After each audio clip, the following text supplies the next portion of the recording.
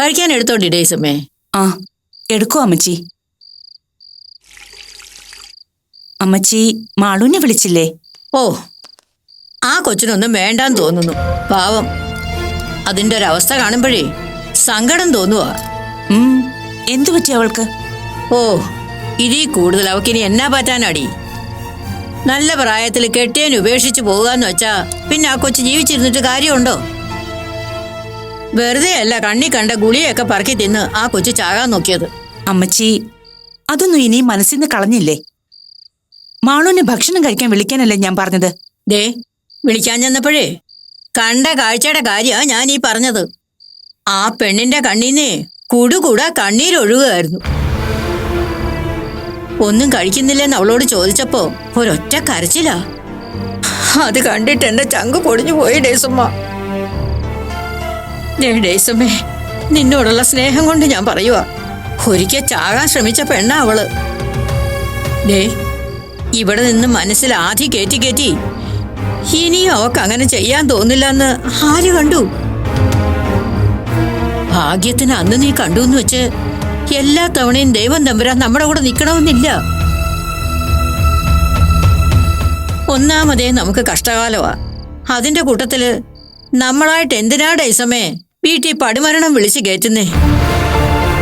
ദേ, നീ പിടിച്ച മുയലിന് 3 കൊമ്പൊന്ന് വാശി കളഞ്ഞിട്ടേ കാര്യങ്ങൾ കുറച്ചുകൂടെ പകുതിരിവോടെ പക്വമായിട്ട് കൈകാര്യം ചെയ്യാൻ നോക്ക്. ഞാൻ ഇനി എന്തു വേണമെന്ന് അമ്മച്ചി പറയുന്നേ? അത് പറഞ്ഞാ നീ കേക്കത്തില്ലല്ലോ. ഡീ, ജോക്കുട്ടൻ ചെറുപ്പമാ. പണ്ട് നിന്റെ ചെറുകിൻ കീഴിൽ കൊണ്ട് നടന്ന് വളർത്തിയ ആ പൊടിമീശക്കാരൻ പയ്യനൊന്നും അല്ല അവനിപ്പോ. ചോരത്തിളപ്പിന്റെ ആവേശത്തില് അവൻ ചിലപ്പോ ചില കുരുത്തക്കേടുകളൊക്കെ കാണിച്ചെന്നിരിക്കും. അത് ആമ്പിള്ളേർക്ക് പതിവുള്ള കാര്യങ്ങളാ. അതിങ്ങനെ ഊതി വീർപ്പിച്ച് വലിയ സംഭവങ്ങളൊന്നും ആക്കാതെ മയത്തില് കൈകാര്യം ചെയ്യണം. ദേ, അവൻ എവിടെയുണ്ടെന്ന് അറിഞ്ഞിട്ടേ നീയും നിന്റെ മരുമോളും കൂടെ അവനെ ഒന്ന് കാണണം. നിങ്ങൾ രണ്ടും കൂടെ ചെന്ന് വിളിച്ചാലേ അവൻ ഒഴിയാൻ കഴിയേല. എന്നോട് ക്ഷമിക്കമ്മച്ചീന്നും പറഞ്ഞ് അവൻ ആ നിമിഷം നിന്നോടൊപ്പം വരും. അല്ലാതെ വാശിയും പിടിച്ചോണ്ടിരുന്നാലേ അവൻ അതേ വാശി നിന്നോടും കാണിക്കും. ഒന്നുമില്ലെങ്കിലും അലക്സ് കുട്ടിയുടെ ചോരയല്ലേ അവൻ. ആ ഗുണം കാണിക്കാതിരിക്കുവോ? അങ്ങനെ ഞാൻ പോയി ക്ഷണിച്ചിട്ട് എന്റെ മോനെ ഈ വീട്ടിലേക്ക് വരണ്ട. അല്ലെങ്കിലും അവനിപ്പോ എന്റെയും അലക്സിന്റെയും മകനാണെന്ന് പറയാൻ നാണക്കേട് കാണുമായിരിക്കും അമ്മച്ചി. അതൊക്കെ നിനക്ക് വെറുതെ തോന്നുന്നതാ. ഒന്നുമില്ലെങ്കിൽ നീ അവനെ പോയി കണ്ട് സംസാരിക്ക്. എന്നിട്ട് അവനെ തിരിച്ചു വിളിക്ക്. അല്ലെങ്കിൽ ആ പെങ്കൊച്ചിനെ അവളുടെ വീട്ടിൽ കൊണ്ടാക്ക്. അല്ലാതെ ഇവിടെ നിർത്തുന്നത് ബുദ്ധിമോശമാണ് ഡേയ്സമ്മേ. ഇപ്പൊ തന്നെ ഒന്നും കഴിക്കാതെയും കുടിക്കാതെയും ആ കൊച്ചൊരു കോലമായി. ഇനി അതിനെന്തെങ്കിലും സംഭവിച്ചാ നീ അതിനെ പട്ടിണിക്കിട്ട് കൊന്നതാണെന്ന് ആൾക്കാർ പറയും.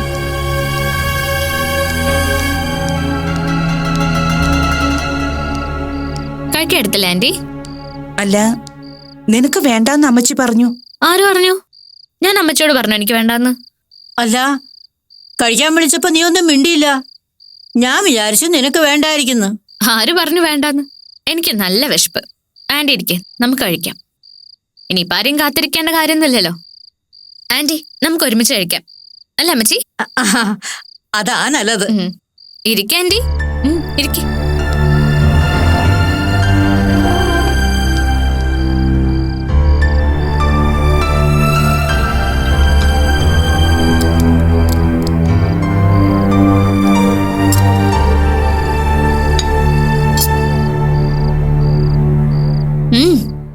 കറി നല്ല അസലായിട്ടുണ്ട് ആന്റി. അമ്മച്ചിക്ക് ഇഷ്ടപ്പെട്ടോ? എന്നാ കഴിക്ക്.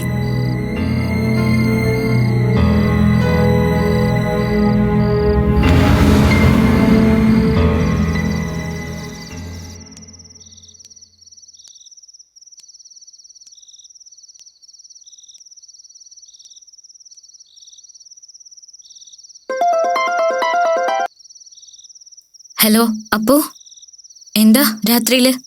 നീ എന്തെടുക്കുക? ബിസിയാണോ? എന്ത് ബിസി മോനെ. ഇവിടെ ത്രേസ്യ അമ്മച്ചിയുടെ സാരോപദേശവും പാരവെക്കലൊക്കെ ആയിട്ട് അങ്ങനെ അങ്ങ് പോകുന്നു. ഡേയ്സി ആന്റി എന്ത് പറയുന്നു?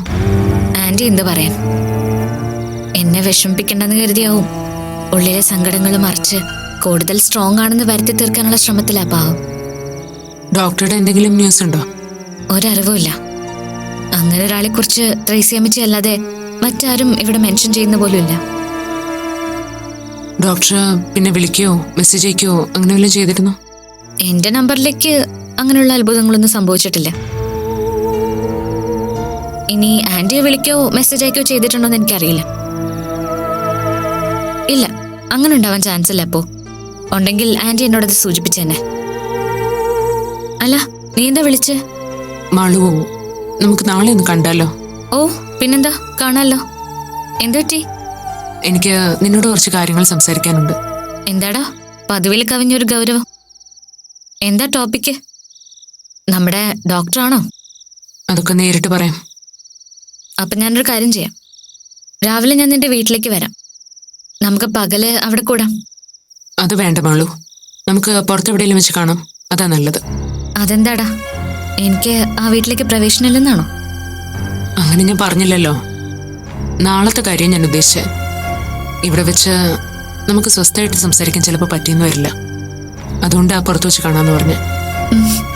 ഓക്കെ, എങ്കിൽ അങ്ങനെ ആയിക്കോട്ടെ. അല്ലേലും നീ പറഞ്ഞ ശരിയാ. അവിടെ ആവുമ്പോ ചിലപ്പോ അങ്കിളുടെ ആന്റിയുടെയും ചില ചോദ്യങ്ങൾക്ക് മറുപടി ഇല്ലാതായിപ്പോ. അപ്പോ എപ്പോഴാ ഇറങ്ങേണ്ടത്? നീ രാവിലെ റെഡി ആയിക്കോ. ഞാൻ ഇവിടെ നിന്ന് ഇറങ്ങുമ്പോൾ വിളിക്കാം. ഓക്കെ. അല്ല, ടോപ്പിക്കിനെ കുറിച്ച് ക്ലൂ വല്ലതുണ്ടോ?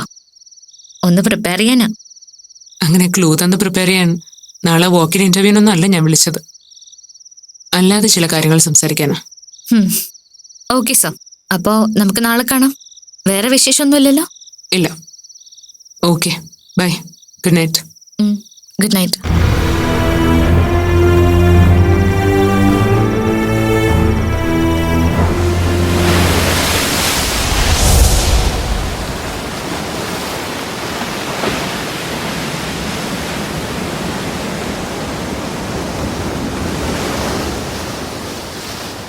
മാളു, അതൊക്കെ ഓർക്കാനും പറയാനും ബുദ്ധിമുട്ടുള്ള കാര്യമെന്ന് എനിക്കറിയാം. എന്ന് കരുതി നമുക്കത് സംസാരിക്കാതിരിക്കാനാവില്ലല്ലോ. അതുകൊണ്ടാണ് ഞാൻ നിന്നോട് ഇങ്ങനെ ചോദിക്കുന്നത്. സത്യത്തിൽ ഡോക്ടറുടെ കാര്യത്തിൽ എന്താ നീ മനസ്സിൽ തീരുമാനിച്ചിരിക്കുന്നത്? ആന്റി പറയുന്നത് പോലെ ഡോക്ടർ ഒരു മടങ്ങിവരവിന് തയ്യാറാവുന്ന നീ വിശ്വസിക്കുന്നുണ്ടോ? അഥവാ അങ്ങനെ സംഭവിച്ചാൽ തന്നെ ഡോക്ടറോടുള്ള നിന്റെ ആറ്റിറ്റ്യൂഡ് എന്തായിരിക്കും? അപ്പോ നിന്റെ ഈ ചോദ്യങ്ങൾ ഒരുപാട് തവണ സ്വയം ചോദിച്ചു നോക്കിയിട്ടുണ്ട് ഞാൻ. പക്ഷെ അതിനൊന്നും വ്യക്തമായ ഒരു ഉത്തരം എനിക്ക് ഇതുവരെ കിട്ടിയിട്ടില്ല. അതുകൊണ്ടാ നീ ചോദിക്കുമ്പോഴൊക്കെയും ഞാൻ മിണ്ടാതിരിക്കുന്നത്. സ്വയം ഉത്തരം കിട്ടാത്ത ഒരാള് മറ്റൊരാളെ എങ്ങനെയാ അത് പറഞ്ഞ് കൺവിൻസ് ചെയ്യുന്നത്? കഴിഞ്ഞ കുറച്ച് നാളുകളായി ഡോക്ടറുടെ ട്രാൻസിഷൻ ഞാൻ ആലോചിച്ച് നോക്കുമായിരുന്നു. ഞാൻ ആ മനുഷ്യനെ ആദ്യം കണ്ടത് എങ്ങനെയാണെന്ന് അറിയോ അപ്പോന്? മുത്തശ്ശി ഏർപ്പാടാക്കിയ ഏതോ ഒരു മന്ത്രവാദി വീട്ടിൽ വന്ന ദിവസമായിരുന്നു. അബോധാവസ്ഥയിൽ നിന്ന് ആദ്യം കണ്ണു തുറന്ന് നോക്കുമ്പോൾ മുന്നിൽ മെല്ലെ മെല്ലെ തെളിഞ്ഞൊരു രൂപം. മുൻപൊരിക്കലും കണ്ടിട്ടില്ലാത്ത, എന്നാൽ കാണാൻ ഒരുപാട് ആഗ്രഹിച്ചിട്ടുള്ള ഏതോ ഒരു ദേവദൂതന്റെ രൂപം. സ്വപ്നമായിരിക്കുന്നു കരുതി കുറച്ചുനേരം അങ്ങനെ തന്നെ കിടന്നു. അപ്പോ അയാൾ മെല്ലെ എന്നോട് സംസാരിക്കാൻ തുടങ്ങി. ആദ്യം പറഞ്ഞ വാക്ക് ഇപ്പോഴും എൻ്റെ ഓർമ്മയിലുണ്ട്. പേടിക്കണ്ട, ഞങ്ങളൊക്കെ കൂടെ ഉണ്ടെന്ന്. ജീവിതത്തിൽ ആദ്യം കാണുന്നൊരു മനുഷ്യൻ ആദ്യമായി സംസാരിച്ചത് പേടിക്കണ്ടെന്നായിരുന്നു. ആ ഒരു ചെറിയ വാക്ക് എനിക്ക് തന്ന ധൈര്യം എത്രത്തോളം വലുതായിരുന്നു എന്ന് അപ്പനറിയോ? പിന്നീടാ ആളെക്കുറിച്ചുള്ള ഡീറ്റെയിൽസ് അറിഞ്ഞത്. ഡേസി ആന്റിയും നമ്മുടെ ഫാമിലി ആയിട്ടുള്ള റിലേഷനും ഡോക്ടറുടെ മാന്യമായ സംസാരവും പെരുമാറ്റവും ഒക്കെ മെല്ലെ മെല്ലെ ഞാൻ ആ മനുഷ്യനിലേക്ക് അടുക്കുകയായിരുന്നു. അതിനൊപ്പം നീ എന്നിൽ നിന്ന് അകലുകയും. അതും ശരിയാ. തരം കിട്ടുമ്പോഴൊക്കെ നീ സംസാരിച്ചത് നമ്മൾ ഒന്നിച്ചുള്ള ജീവിതത്തെക്കുറിച്ചാ. പക്ഷെ ഞാനോ, എൻ്റെ മനസ്സ് നിറയെ ആ മനുഷ്യനുമൊത്തുള്ള ജീവിതമായിരുന്നു. പിന്നീട് പ്രപ്പോസ് ചെയ്തു. വലിയ ബഹളങ്ങളൊന്നും ഇല്ലാതെ വീട്ടുകാർ കല്യാണം നടത്തി തന്നു. അമ്മയെക്കാൾ സ്നേഹിക്കുന്ന ഒരു അമ്മായിയമ്മ, സുഹൃത്തിനെ പോലെ നമുക്ക് സ്പേസ് തരുന്ന ഭർത്താവ്.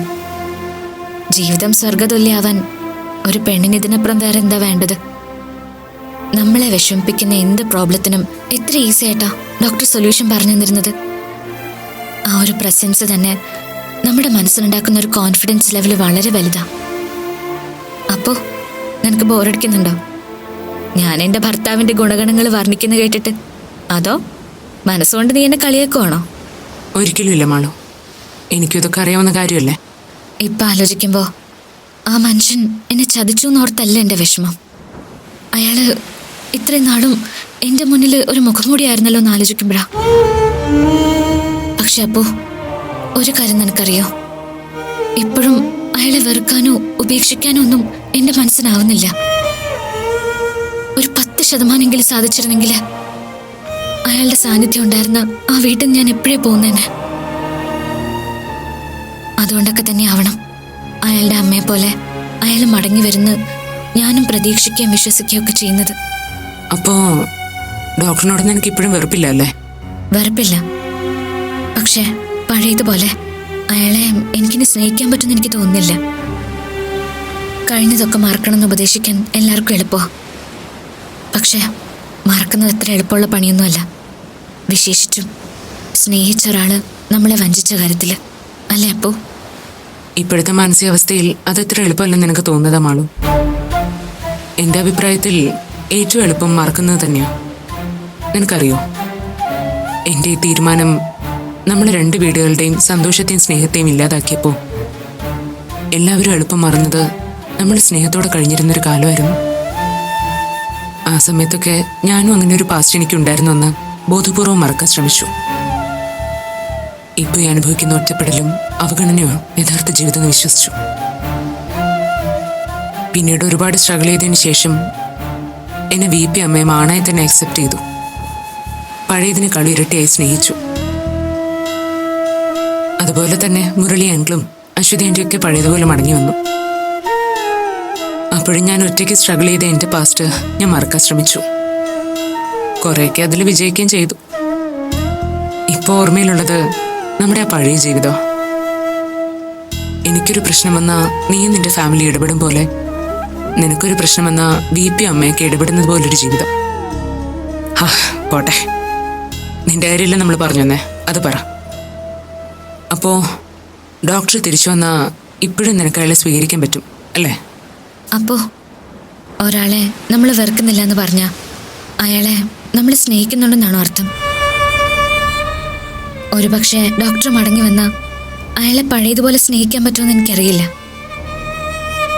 പക്ഷെ അയാൾ ആന്റി ആഗ്രഹിക്കുന്ന പോലെ എൻ്റെ ആന്റിയുടെയും സ്നേഹത്തെ മനസ്സിലാക്കി തിരിച്ചു വരണമെന്ന് ഞാൻ ആഗ്രഹിക്കുന്നുണ്ട്. ആദ്യം അത് സംഭവിക്കട്ടെ. സ്വീകരിക്കണോ വേണ്ടോ എന്നത് പിന്നെയല്ലേ.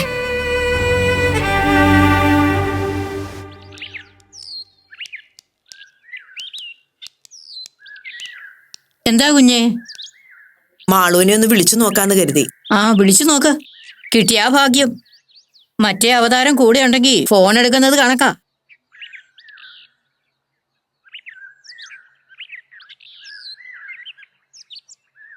ഹലോ, നീ എവിടെയാ? ഞാൻ അപ്പൂന്റെ കൂടെ ഉണ്ടമ്മേ. അതെന്ത് പണിയാ മാളു നീ കാണിച്ചേ? ഞങ്ങൾ ഇങ്ങോട്ട് വരുന്നുണ്ടെന്നുള്ള കാര്യം രാവിലെ തന്നെ നിന്നെ വിളിച്ചു പറഞ്ഞതല്ലേ ഞാൻ. എന്നിട്ട് സമയമായപ്പോ നീ അപ്പൂനെയും വിളിച്ചോണ്ട് പുറത്തേക്ക് പോയല്ലേ? അത് പിന്നെ അപ്പുവായിട്ട് അത്യാവശ്യമായിട്ട് ഒരിടം വരെ പോകാനുണ്ടായിരുന്നമ്മേ. ശരി ശരി. ഇപ്പൊ നിങ്ങൾ എവിടെയാ ഉള്ളത്? അത് ഞങ്ങളിവിടെ ടൗൺ ഹാളിനടുത്തമ്മേ. അമ്മ എന്താ വിളിച്ചത്? അത് പിന്നെ ഞാനും മുരളിയേട്ടനും ഇവിടെ വന്നപ്പോ നിന്നെ കാണാത്തോണ്ട് വിളിച്ചതാ. ഓ, അതാണോ? വേറെ വിശേഷമൊന്നുമില്ലല്ലോ. വേറെ എന്ത് വിശേഷം? നീ ഉടനെ വരില്ലേ മാളു? ഞങ്ങള് നിന്നെ വെയിറ്റ് ചെയ്യുവാ. അത് ഇവിടെ ഞങ്ങൾ ഒരാളെ കാണാൻ വെയിറ്റ് ചെയ്യാ. അയാളെ കണ്ടിട്ട് വരാം. ശരി ശരി. നീ കഴിയുന്നത് നേരത്തെ വരാൻ നോക്ക്. നീ വന്നിട്ട് കുറച്ച് കാര്യങ്ങളൊക്കെ തീരുമാനിക്കാനുണ്ട്. അയ്യോ അമ്മേ, ഞങ്ങള് വരാൻ കുറച്ച് ലേറ്റ് ആവും. നിങ്ങൾ വെയിറ്റ് ചെയ്യണ്ട. അങ്ങനെ പറഞ്ഞ എങ്ങനെയാ മാളു? നീ ഒന്ന് വേഗം വന്നേ. അത് പിന്നെ ഇവിടുത്തെ കാര്യം കഴിയാതെ എങ്ങനെയാമ്മേ? അതൊന്നും എനിക്ക് അറിയണ്ട. ദേ, അച്ഛനെ ദേഷ്യം പിടിപ്പിക്കാതെ നീ ഒന്ന് വേഗം വരാൻ നോക്കേ. എന്നതാ മോള് പറഞ്ഞത്? ഇപ്പോഴെങ്ങാനും വരുവോ അവള്? രണ്ടുപേരും എന്തോ അത്യാവശ്യ കാര്യത്തിന് നിൽക്കുവാന്നാ പറഞ്ഞേ. ഓ, അതൊക്കെ അവള് ചുമ്മാ പറഞ്ഞതാവൂന്നേ. അപ്പനും അമ്മയും കാണാൻ വന്ന് നിൽക്കുമ്പോ അതിനേക്കാ വലിയ അത്യാവശ്യം എന്നതാ? ഇതൊന്നും അല്ല കൊച്ചേ. അവക്ക് വരാൻ താല്പര്യം ഉണ്ടേലും മറ്റേ പിശാച് അവളെ വിടുകയല്ല. അതങ്ങനെയാ. അപ്പുവിനെ കുറിച്ചാണോ അമ്മച്ചി പറയുന്നേ? അപ്പു ആയാലും കൊള്ളാം, പപ്പു ആയാലും കൊള്ളാം. ആ കൊച്ചുമായുള്ള സഹകരണവും കൂട്ടുകെട്ടും ഒന്നും അത്ര ശരിയായിട്ടുള്ള ഏർപ്പാടൊന്നും അല്ല. അതൊക്കെ ഞാൻ എത്രയോ പ്രാവശ്യം നിന്റെ മോളോട് തത്ത പറയുന്ന പോലെ പറഞ്ഞു കൊടുത്തിട്ടുള്ളതാ. ആരോട് പറയാൻ, ആര് കേക്കാൻ? കണ്ടാ മനസ്സിലാവത്താൻ കൊണ്ടേ അറിയുന്നു പറയുന്ന പോലെ ഓരോ അനുഭവങ്ങൾ വന്നാലും പിള്ളേര് പഠിക്കില്ല എന്ന് വെച്ചാ നമ്മൾ എന്നാ ചെയ്യാനാ? ആ അതെ, അവിടെ നിന്നേ കൊച്ചേ, ഞാനൊരു കാര്യം പറയട്ടെ. കാര്യം ഞങ്ങളുടെ കൊച്ചിന്റെ കയ്യിലും കുറച്ച് കന്നം തിരിവൊക്കെ ഉണ്ടെന്ന് കൂട്ടിക്കോ, അതവിടെ നിൽക്കട്ടെ. പക്ഷെ അവൻ അങ്ങനെ തോന്നാനും വഴിതെറ്റി നടക്കാനും ഒക്കെ കാരണം അവന്റെ കെട്ടിയവളുടെ കയ്യിലിരിപ്പ് കൊണ്ട് തന്നെയാ. അതെ, എന്റെ മോളുടെ കയ്യിലിരിപ്പ് മോശമായതുകൊണ്ടാണല്ലോ ഇവിടെ വെച്ച് അവൾക്ക് ആത്മഹത്യക്ക് ഒരുങ്ങേണ്ടി വന്നത്. ദേ അമ്മച്ചി, ചുമ്മാ വെറുതെ ആവശ്യമില്ലാത്ത കാര്യങ്ങളും പറഞ്ഞ് വെറുതെ നമ്മൾ തമ്മിൽ മുഷിയാൻ നിൽക്കണ്ട. എന്റെ കൊച്ചേ, ഞാൻ നിന്നെയും നിന്റെ മോളെയും കുറ്റപ്പെടുത്തിയതൊന്നും അല്ല. അവള് പാവാ, എനിക്കറിയത്തില്ലേ, നല്ല തങ്കപ്പെട്ട സ്വഭാവം. പക്ഷെ സംസർഗം കുറ്റിയും പറിച്ച് നടക്കുന്ന ഒരെണ്ണത്തിന്റെ കൂടെ ആയി പോയില്ലേ. കോഴി നല്ലതാ, പക്ഷെ കുളത്തിലെ മുട്ടയിടുള്ളൂ എന്ന് പറഞ്ഞ പോലെയാ കാര്യങ്ങള്. ഏതു നേരവും ആ ഞറുവാലി പെണ്ണിന്റെ കൂടെ അല്ലേ നടപ്പ്. ആ പെണ്ണിന്റെ മട്ടും മാതിരിയും കണ്ടാ പിന്നെ പറയേ വേണ്ട. ഭൂമി മലയാളത്തിൽ അവളെ വെല്ലാൻ വേറൊരാണ്ടരി ഇല്ലാന്ന മട്ടിലാ അവളുടെ ഉടുപ്പും നടപ്പും ഒക്കെ. നായ്ക്കോലം കെട്ടിയാ കുരയ്ക്കണമെന്ന് പറഞ്ഞ പോലെ ആണാണെന്നും പറഞ്ഞ് നടക്കുന്നവള് ഇത്തിരിയെങ്കിലും ആണിന്റെ ഗുണവും മണവും കാണിക്കാതിരിക്കുവോ? അങ്ങനെയുള്ള ഒരുത്തന്റെ കൂടെ 24 മണിക്കൂറും തോളി തൂങ്ങി നടക്കുക എന്ന് വെച്ചാ ആണായിട്ടുള്ള ഏതൊരുത്തനെങ്കിലും അത് ഇഷ്ടപ്പെടുവോ? അത്രേ ഞങ്ങളുടെ ചെറുക്കന്റെ കാര്യത്തിലും സംഭവിച്ചിട്ടുള്ളൂ. അതിനപ്പവും ആളും തമ്മിൽ കുഞ്ഞുനാള് മുതലേ വലിയ കൂട്ടായിരുന്ന കാര്യം ജോബിന് അറിയാവുന്നതല്ലേ. ഞങ്ങളായിട്ട് അത് ജോബിന്റെ അടുത്തൊന്നും മറച്ചു വെച്ചിട്ടുമില്ല. അതൊക്കെ ശരി തന്നെ. പക്ഷെ കൂട്ടെന്ന് പറഞ്ഞാ ഇതൊരുമാതിരി വഴിവിട്ട കൂട്ടായിപ്പോയി. എന്റെ കുഞ്ഞേ, രണ്ടും കൂടെ ചിലപ്പോ ഇവിടെ കിടന്ന് കാണിക്കുന്ന പുകിലൊക്കെ ഒന്ന് കാണണം. ഹോ, നമ്മള് പെണ്ണുങ്ങള് പോലും മുഖത്ത് നോക്കാനൊന്നും മടിക്കും. അമ്മാതിരി ഏർപ്പാടുകളാ. ദേ, നിന്നോട് സ്നേഹമുള്ളത് കൊണ്ട് പറയുക, ഇനിയിപ്പോ ജോക്കുട്ടനുമായിട്ടുള്ള ബന്ധം ഒഴിഞ്ഞാലും ശരി ഇല്ലെങ്കിലും ശരി, ഈ കൊച്ചുമായിട്ടുള്ള കൂട്ടുകെട്ട് നമ്മൾ തറവാട്ടുകാർക്ക് ചേർന്നതല്ല. അതൊന്ന് മനസ്സിൽ വെച്ചേക്കണം.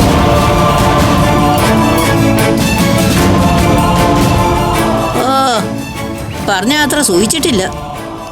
ഇല്ല ടീച്ചറെ, ഇതുവരെ അവളോട് നിന്നോട്ടെ എന്ന് വിചാരിച്ചത് ടീച്ചർ അവളോട് കാണിച്ച താല്പര്യവും സ്നേഹവും കണ്ടുകൊണ്ട് തന്നെയാ.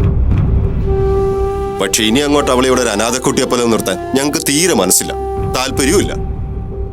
ഭർത്താവ് അവളെ ഉപേക്ഷിച്ചു പോയെങ്കിൽ അവക്ക് വന്ന് നിൽക്കാനും ജീവിക്കാനും സ്വന്തമായിട്ടൊരു വീടുണ്ടല്ലോ. അല്ലാതെ വിധവയെ പോലെ അവൾ ഇവിടെ നിൽക്കേണ്ട കാര്യമില്ല. മാളുവിനെ വിളിച്ചിട്ട് എന്തായി അശ്വതി? അവളും അപ്പൊ ഒരുമിച്ചുണ്ട്. എന്തോ അത്യാവശ്യ കാര്യത്തിന് പോയതാന്നും വരാൻ ലേറ്റ് ആവുമെന്നും പറഞ്ഞു. എത്ര ലേറ്റ് ആയാലും അവള് മടങ്ങി വന്നിട്ട് അവളെയും കൊണ്ട് നമുക്ക് പോയാ മതി അശ്വതി. എന്താ ടീച്ചറൊന്നും മിണ്ടാത്ത? ഞാൻ എന്തു പറയാനാ മുരളി? എനിക്ക് നിങ്ങളോട് പറയാനുള്ളതെല്ലാം ഞാൻ അന്നേ ഹോസ്പിറ്റലിൽ വെച്ച് പറഞ്ഞതാ. നിങ്ങൾക്ക് പറയാനുള്ളതും പറഞ്ഞു കഴിഞ്ഞു. ഇനി ഇപ്പൊ ഇതിലൊരു തീരുമാനം എടുക്കേണ്ടത് മാളു അല്ലേ? ഇനിയിപ്പൊ മാളുവിന്റെ തീരുമാനത്തിന് വിട്ടുകൊടുത്താൽ ശരിയാവില്ല ടീച്ചറെ. ജോബിൻ സൊമനസാലെ ഇനി എന്ന് തിരിച്ചു വരുന്ന കരുതിയിട്ടാ അവളെ ഇവിടെ നിർത്തേണ്ടത്. അത്രയും കാലം ഞങ്ങൾക്ക് അവിടെ തീ തിന്ന് കഴിയാൻ പറ്റില്ലല്ലോ. അത് മാത്രമല്ല, അവ സ്വയം നന്നായി ഇന്ന് വരും നാളെ വരുമെന്ന് പറഞ്ഞ് കാത്തിരുന്ന് ഒടുക്ക നിരാശപ്പെട്ട് ഇനി അവൾ എന്തെങ്കിലും അവിവേകം കാണിക്കില്ലെന്ന് ആര് കണ്ടു? എപ്പോഴും ടീച്ചർ അവൾക്ക് കാവലിരിക്കാൻ പറ്റില്ലല്ലോ. അതിപ്പോ അവിടെയാണെങ്കിലും സംഭവിക്കാമല്ലോ മുരളി. ഇല്ല, അവൾ ഞങ്ങളുടെ കൂടെ ഉണ്ടെങ്കിൽ അങ്ങനെ ഒന്നും സംഭവിക്കില്ലെന്ന് എനിക്ക് ഉറപ്പുണ്ട് ടീച്ചറെ. അതായത് അവൾ എന്റെ കൂടെയാണെങ്കിൽ ഞാൻ അവളുടെ കാര്യങ്ങൾ തീരെ കെയർ ചെയ്യില്ലെന്നാണോ അശ്വതി പറയുന്നത്?